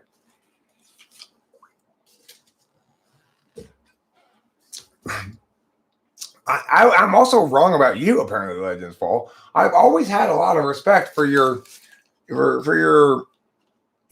fairly staunch objectivity about things in general.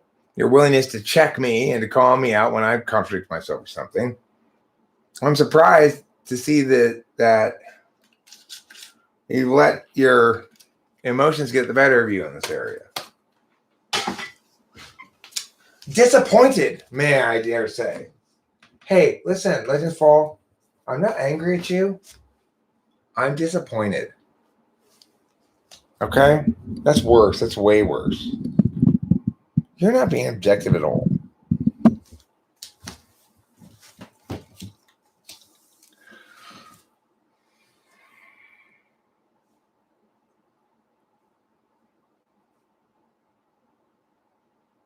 It was multiple skirmishes where Trump was repeatedly unsuccessful. I don't know if you're talking about the election or the presidency, but he just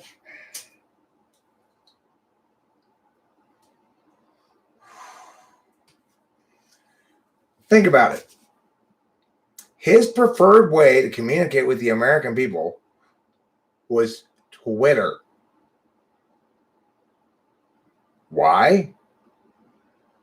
Because he just states your claim. You don't even have room to justify it. And watch your little bit of spin get retweeted by all your fans. Try to block everybody who doesn't like you until the courts stop you. And avoid real discourse, right? What did Trump do more than anything else during his presidency? He avoided having to explain himself. That means he did a terrible job as president. A president does things that universally justify, and he provides those justifications if he's doing a good job. So Trump had no character, because if he was a person of character, he would have found out what the job entailed first, determined he was unable to do it, and not run for the office. So he's either a moron, a scumbag, or both. And that's it. Ain't no mountain high enough that you can put your bullshit on top of it that I still can't smell it from here. Trump was a nightmare. He's the nightmare of a human being, let alone president. He has horrible taste, too. He has incredibly gaudy, shitty ESFP taste. What he thinks is classy is like, it's like Armenian, over-the-top, gold-plated bullshit, you know? That's a very classy thing, though. It's super classy. He's just, from top to bottom, just a horrible, horrible waste of air. Gold is a smart investment. You know, let me see how my crypto is doing. I bought basically one Litecoin a week or two ago. I don't remember exactly when. And maybe a week ago. I bought one Litecoin. And I bought it for $135. And at first it went down. It was down to like $132. Last time I checked, it was up to like $146. Let's see what it's at now.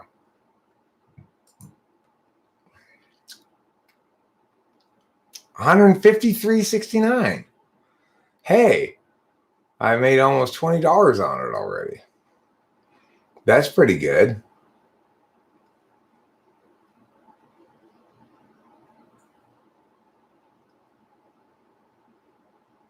It's pretty good.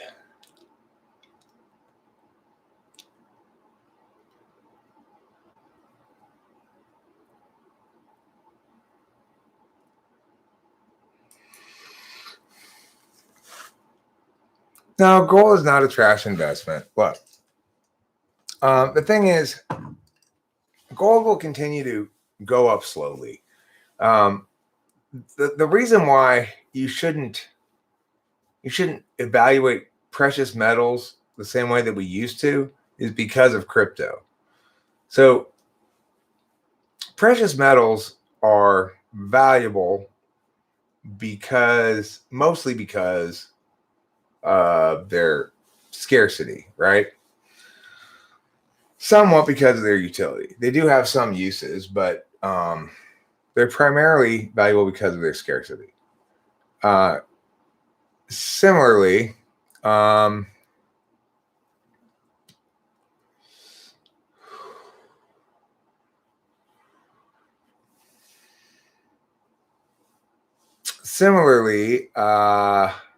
wait, what am I answering? Oh, gold, right. Similarly, crypto has value primarily because of its scarcity. Now, in both instances, you might say the original wealth was added to the world by the labor of either a physical miner, in the case of gold or silver, or a computer's attention towards mining, in the case of crypto. Assuming it's mined. I guess not all cryptos are mined, but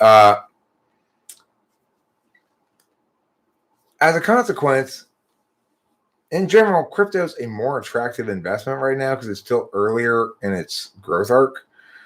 And the big jump in gold I predicted but didn't take advantage of would occur and did not long after the Iraq war started. So before that happened, I was telling my dad, buy a bunch of gold right now. But he didn't listen to me. And I didn't do it because it's like it just sounded like a hassle. I didn't know how to invest and stuff. I didn't know where to go or what to do or anything. And my dad invested, so I told him to do it. He didn't listen to me. He should have, because it more than doubled in value over the course of the next couple of months. Crypto has a lot more growth potential like that than gold does now. Gold and silver will always be responsive to volatility. So, in other words, when economic stresses occur, gold and silver typically go up because they represent something that's not reliant on governments and economic industry to sustain and represent value. Currencies, countries' currencies are.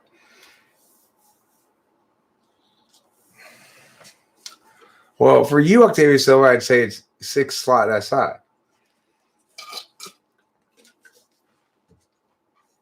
You expect the world to expect you to demonstrate SI. Keep track of stuff, I guess. So you do. For Winston's mom, I think that's FI. Her third slot FI expresses as harm prevention and or helping me, one of the two. So somebody who has front slot FI, especially for another person, will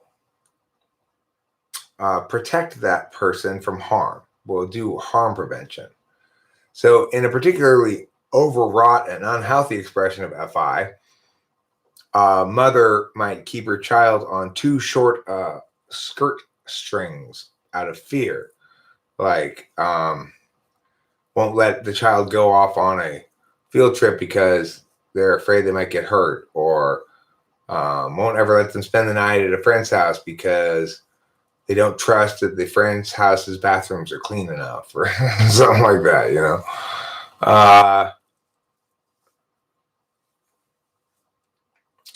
So I mean, but FI is very appropriately used when you are talking about things that are very important to you. So like, there's always going to be this FI physical response.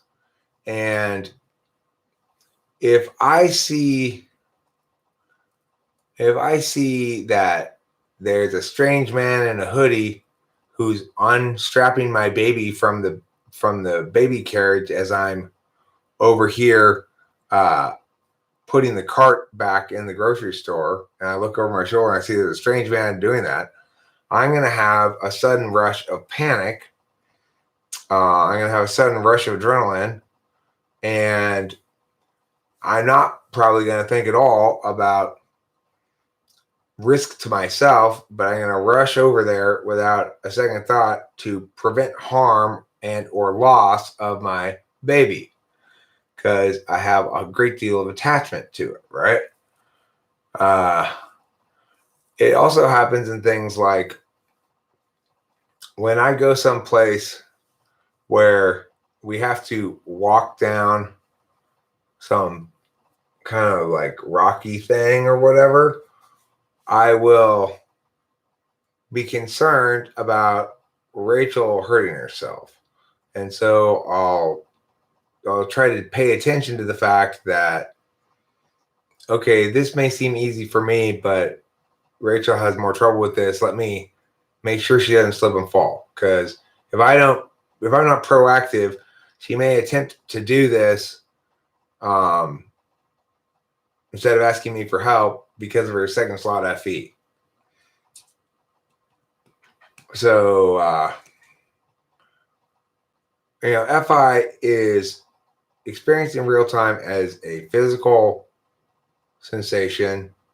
And in fact, if you get FI traumatized, then a physical corollary to that can trigger a re-experiencing of those feelings. That's basically what PTSD is. It's like, well, I talk about this in the video that's publishing tomorrow or the next day, but it's like when I got cheated on by my first wife, the way I found out was listening to the answer machine message. So for a while after that happened, and I heard on the answer machine message, she wasn't aware that the machine was recording her conversation with her lover, right? It like picked up at the same time and it didn't stop. Anyway,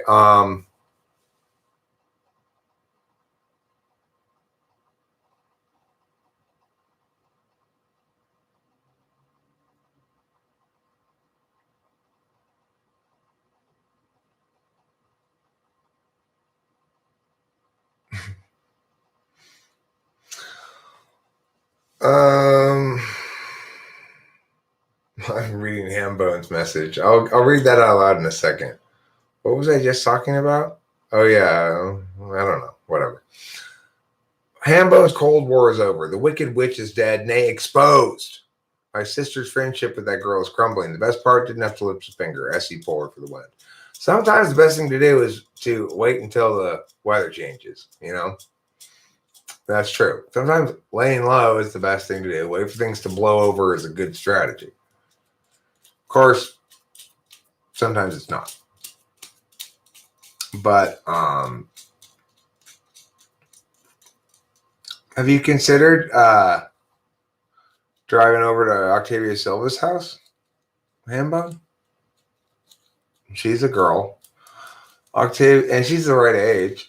Oliver Linehan, because SPs are hedonists. I think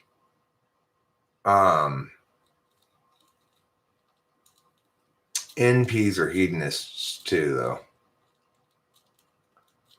Do SE polars get overwhelmed easily by multiple sensory inputs?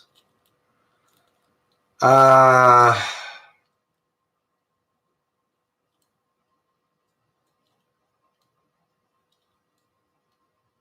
don't know. I do.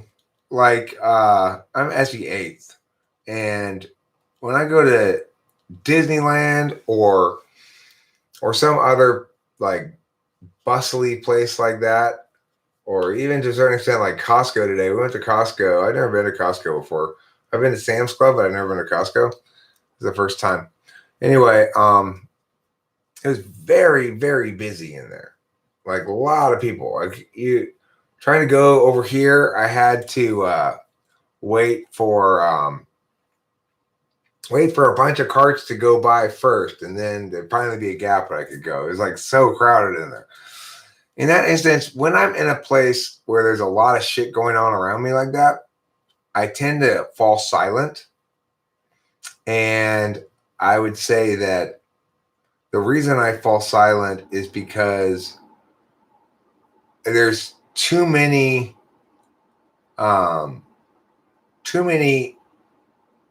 distinct objects, basically. In other words, in this context here, each of the live chats is a distinct object. I'm going to attend to some of them and not others. None of the live chats, however, is has the power to involuntarily draw my vision in the way that a bustling place does. So when you're in a bustling place like Costco or Disneyland or something, people all around you are always moving and something's always drawing you to turn your head this way or that way. There's too many things off of which you could possibly build ideas. And so I just kind of fall silent and feel a little like, boy, there's a lot going on in here. If I go to Disneyland, I fall silent and then I get tired pretty quickly. Because not only do I have all the stimuli that are just coming in just through passively through my eyes and ears, but then I've got the impact on my SI that's happening from riding rides and stuff and being hot in the sun and whatever. Oh, Skygear's planning a group trip to Myanmar tomorrow. Anybody want in on it? Where are we meeting to go to? We're meeting at Dallas Fort Worth Airport, he says. And then we're all going to board your private jet and go to Myanmar? I guess Skygear's offering to fly us all to Myanmar tomorrow. Who's in? I mean, fine. Okay. But you got to pick me up at Burbank. I don't want to go to Dallas Fort Worth. I'll go with you if you pick me up at Burbank. You're going to have to kick me out some spending money, too. I don't know how expensive Myanmar is, and I'm kind of tapped out right now.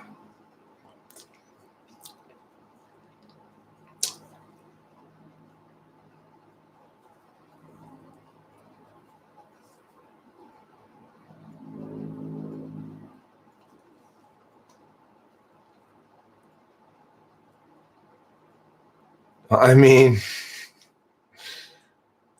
let me look at the Myanmar coup, see what it's all about. I mean, maybe that's what the military claims. Do you have reason to believe that's the case? Myanmar coup news.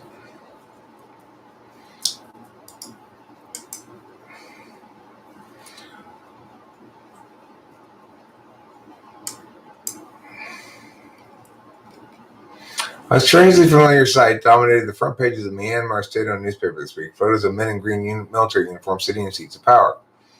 It was as if time had rewound a decade. The global new light of Myanmar has long been considered the mouthpiece for whoever is running the country. Its pages dedicated to government propaganda and stiff images of officials on mundane business, agricultural development projects. From 1962 to 2011, successive military regimes ruled Myanmar, formerly known as Burma, with an iron fist, asserting their absolute power over the people through fear and brutality. But 6 years ago, Aung San Suu Kyi formed the first civilian government with her National League for Democracy plan after winning a landslide in elections. That all changed Monday when the military seized power in a coup, arrested 75-year-old Suu Kyi, cut internet services, and took news channels off the air. A presenter on the military-owned news channel announced that 64-year-old Commander-in-Chief Min Aung Hlaing was now running the country. Senior General makes speech at government meeting was Wednesday's New Light headline. A sign that Myanmar is now back under military rule, at least for the next 12 months. Devastated residents in the country's biggest city, Yangon, said history was repeating itself, with many still bearing the mental and physical scars of the past. They expressed fears that the intervening years were all for nothing. Myanmar has changed markedly in the years since the military last ruled, with more social freedoms, foreign investment, and a growing middle class. For example, SIM cards that used to cost $1,000 a decade ago are now cheap and ubiquitous. That's not a good example because SIM cards in general have grown much cheaper over the last 10 years. And the population has quickly moved on. I mean, that can be just consistent with shifts in internet habits globally. While deep economic and inequality issues, conflict, and ethnic strife remain, Myanmar is a different place than it was 10 or 20 years ago, especially in the major cities. But the imperfect transition was not working for everyone. The military justified their takeover by alleging widespread voter fraud during the 2020 election, which gave Suu Kyi's party another overwhelming victory and dashed hopes for some military figures that an opposition party they had backed might take power democratically. But according to analysts, a simpler explanation is that the coup, as most usually are, was driven by power and the personal ambition of an army chief who felt he was losing control and respect. This was a standoff between two people who were not allowed the presidency and both wanted it, Aung San Suu Kyi and the commander-in-chief. And he put his personal ambition ahead of the good of the military and the good of the country, says Yangon-based analyst Richard Horsey.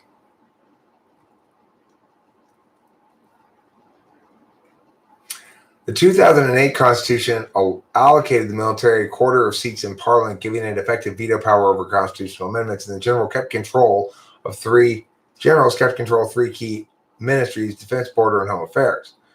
For 50 years, the military was the most powerful institution in the country. The army had control of the government, economy, and every facet of life. It sustained conflict with ethnic minorities. Has displaced hundreds of thousands of people, and rights groups have long linked soldiers to atrocities and human rights abuses such as rape, tortures, and other war crimes. A string of ruthless military dictators turned Myanmar into a pariah state. General Ne Win, who seized power in the 1962 coup, plunged the country into poverty with his disastrous economic and socialist policies. The general was alleged to have made policy decisions based on astrologers and demonetized several large denominations of Myanmar's currency, replacing them with banknotes that added up to 9. Citizens' savings were wiped out overnight. His successor was labeled the Butcher of Rangoon for his brutal suppression of pro-democracy demonstrations during the 80s. Min Aung Hlaing, who was picked as commander-in-chief as Myanmar's transition began in 2011, oversaw the campaign of violence waged against the Rohingya ethnic minority population in the country's west. Some 720,000 people fled into neighboring Bangladesh following the crackdowns in 2016 and 17. UN investigators said the offensive was carried out with genocidal intent. In 2019, the United States sanctioned Min Aung Hlaing for serious human rights abuses related to the atrocities committed against the Rohingya. A genocide case at the International Court of Justice is ongoing. The military is also reported to be extremely wealthy, controlling a vast web of companies that links to industries such as jade and ruby mining, tobacco, beer manufacturing, tourism, banking, and transport, to name a few. Last year, an Amnesty International investigation found that almost every military unit had shares in the military-founded conglomerate Myanmar Economic Holdings Limited, which runs a huge business empire that includes global partners. A 2019 UN report found the military used its businesses and arms deals to support brutal operations against ethnic groups that include forced labor and sexual violence.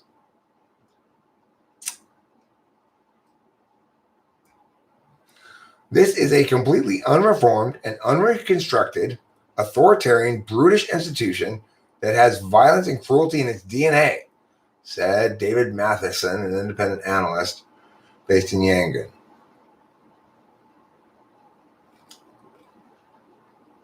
I mean, as with Trump, of course, you know, it is worthwhile to look somewhat at the person who's saying it, right? So who's accusing the Democratic government of stealing the election? A genocidal sociopath who has a long history of wanting to seize and seizing control and killing people and all kinds of shit like that. And he's saying that the reason he seized power this time, though, is because the election was stolen. That guy is even less credible than Trump. All right, well, if he is right, why does that justify a military coup?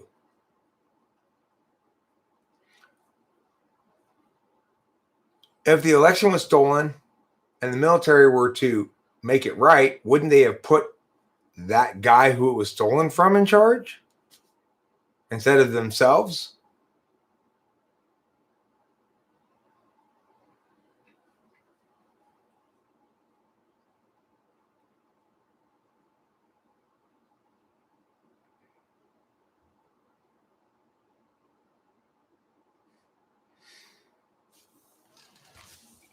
Right? It's like Trump. Well, what if he's right? Well, he might be right, but we're missing the point, which is a claim is just noise. So the question, what if he's right, is irrelevant. It's like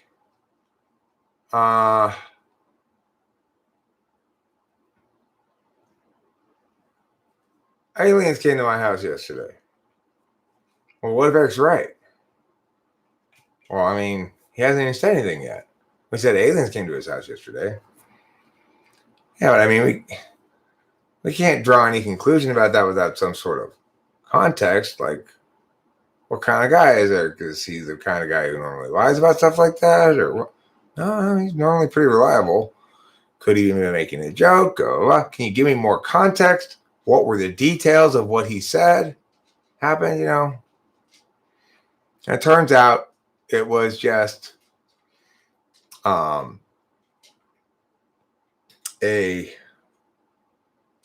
weird looking flower that he said looked like an alien, The thing is, the claim can't be right if you don't know what it means. And you don't really know what the claim means until you have a good articulation of what the warrant is. So we don't have a good articulation of what the warrant is. We just have a claim that the election was stolen. This claim was made by someone who has no credibility, who certainly would make any claim he felt like making if it got him what he wanted. After all, he's willing to engage in genocide against part of the population of his own country. Then he's certainly willing to fabricate a claim about an election being stolen.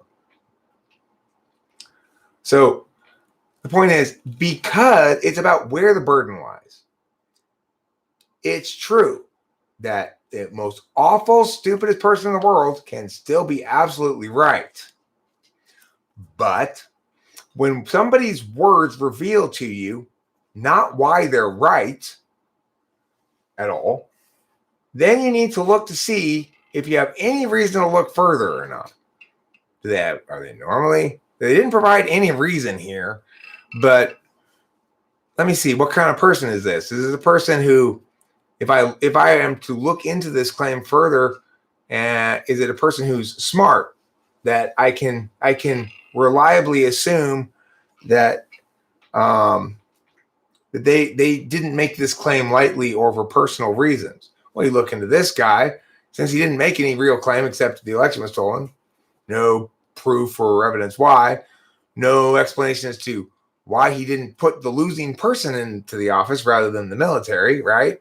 So it's like, at this point you go, I'm not even bothered looking into that. There's a lot of things I could look into. This I'd have to be, it's such an obvious trap that I'd have to be a newbie to fall into it, you know?